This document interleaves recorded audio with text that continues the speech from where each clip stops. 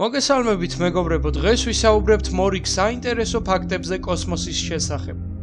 პირველი ვარსკვლავური კატალოგი ძველი ბერძენი ასტრონომის ჰიპარაქეს მიერ შეიქმნა ჩვენს წელთაღრიცხვამდე 150 წელს. დაახლოებით 40 ახალი ვარსკვლავი ჩნდება ჩვენს გალაქტიკაში ყოველდღე. თუ ობობას ქსელს გავჭიმავთ ჩვენთან ყველაზე ახლო მდებარე ვარსკვლავებამდე თანავარსკვლავედ კენტავრამდე, მაშინ მისი წონა იქნებოდა 500,000 ტონა. ავტომობილის, რომელიც მოძრაობს საშუალო სიჩქარით 60 მილი/საათი, დასჭირდება დაახლოებით 48 მილიონი წელი, რათა მიაღწიოს უახლოეს ვარსკვლავს კენტავრამდე.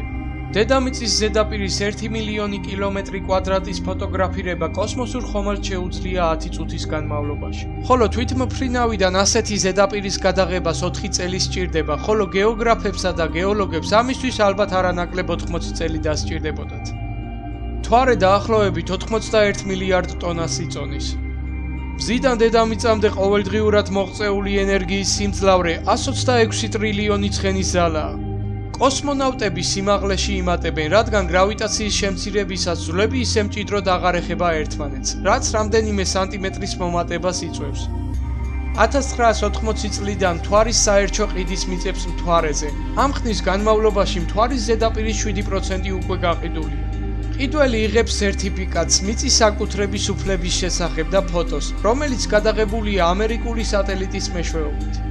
მეცნიერების განცხადებით, მარსზე, მერკურსა და ვენერაზე შესაძლებელია ოქროს მოპოვება.